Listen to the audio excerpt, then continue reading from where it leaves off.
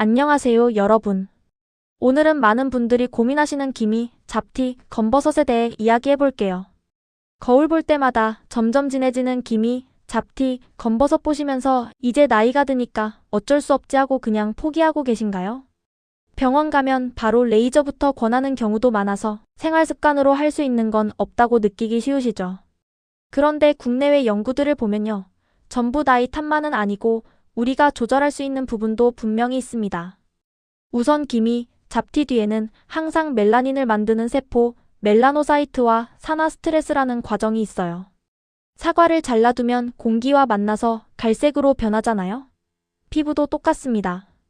자외선, 오염, 염증에 노출되면 활성산소가 늘어나고 이게 멜라닌 세포를 자극해서 색소를 더 많이 만들게 하는 거예요. 최근 발표된 논문들에서도 산화 스트레스가 색소 질환과 광노화, 즉 자외선으로 인한 노화의 핵심 요인 중 하나라고 반복해서 이야기하고 있습니다. 그런데 여기서 중요한 게 하나 더 있어요. 바로 비타민 D입니다.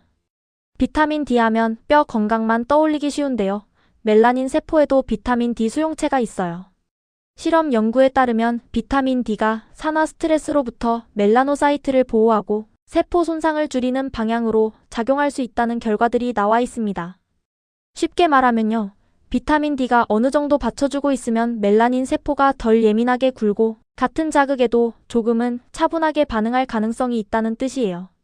문제는 한국인들의 경우 비타민 D 부족이 매우 흔하다는 점입니다.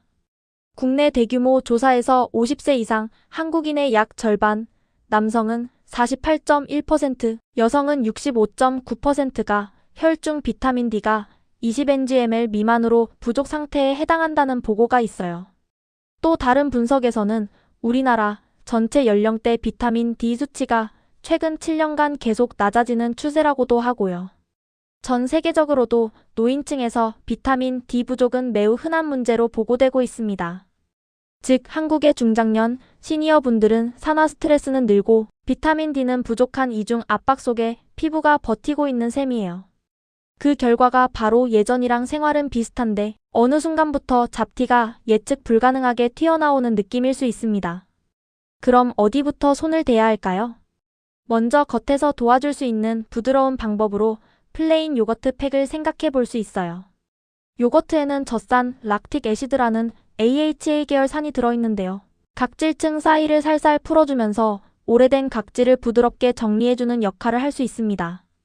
과한 화학 필링 대신에 약산성 환경에서 천천히 피부 표면을 정리해주는 느낌에 가까워요. 다만 민감성 피부, 장벽이 많이 약해진 피부, 유제품 알레르기가 있는 분들은 반드시 작은 부위에 먼저 테스트하시고 자극감이 심하면 바로 중단해야 합니다. 어디까지나 보조적인 홈케어라는 점을 꼭 기억하셔야 해요. 하지만 진짜 핵심은 몸 안에서 보내는 신호를 바꾸는 것, 특히 비타민 D와 항산화 식단입니다. 비타민 D는 자연적으로는 기름 많은 생선, 계란 노른자, 간, 일부 버섯 등에 들어있고요. 여러 나라에서는 우유, 두유, 시리얼 같은 식품에 강화하기도 합니다.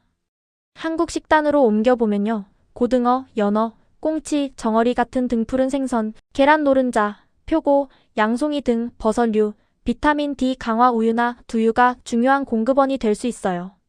연구들을 보면요. 이런 동물성 식품이 실제로 비타민 D 섭취의 대부분을 차지하는 경우가 많고 비타민 D가 충분할수록 전신 염증, 산화 스트레스를 줄이는 데도 도움이 될 수 있다고 보고합니다. 그리고 항산화 능력이 높은 식단을 유지한 사람들이 수년 후 피부 광노화, 그러니까 기미, 주름 등이 덜 진행되었다는 결과들도 꾸준히 나오고 있어요. 여기에 우리가 실천 팁으로 가져갈 수 있는 포인트가 하나 더 있습니다. 바로 꾸준한 리듬이에요. 연구들이 공통적으로 말하는 건요. 비타민 D나 항산화 영양소는 가끔 왕창이 아니라 오랫동안 꾸준히 섭취했을 때 효과가 보인다는 점입니다. 그래서 현실적인 전략은 이렇습니다. 아침 시간대에 생선 반찬이나 계란 요리를 자주 올리고 비타민 D 강화, 우유, 두유나 버섯을 자주 곁들이면서 필요하다면 의사와 상의해 결정한 비타민 D 보충제를 매일 같은 시간에 복용하는 습관을 만드는 거예요. 이렇게 하면 몸 입장에서는 이 시간에 항상 비타민 D가 들어오는구나 하고 기억하기 쉬워지고 무엇보다도 본인이 잊지 않고 실천하기가 편해집니다. 특정 시간에 고정된 루틴을 만들어 두는 것이 피부를 위해서도 뼈, 근육 건강을 위해서도 가장 현실적인 방식이에요. 물론 이게 기미, 잡티를 없애주는 약은 아닙니다. 하지만 산화 스트레스를 줄이고 비타민 D 부족을 바로잡고 항산화 식단과 부드러운 각질 케어를 병행했을 때 피부가 자극에 덜 예민해지고 색소가 더 악화되는 속도를 늦추는 데 도움이 될 가능성은 충분히 있습니다. 중요한 건요, 이미 심한 색소 침착이 있거나 모양, 색이 갑자기 달라지는 반점이 있다면 반드시 피부과에서 진단을 받아야 한다는 점입니다.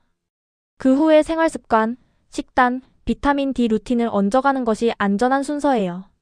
특히 고용량 비타민 D 보충제는 혈중 농도, 지병, 복용 중인 약을 고려해야 하니까 꼭 의사와 상의하셔야 하고요. 정리해보면 이렇습니다.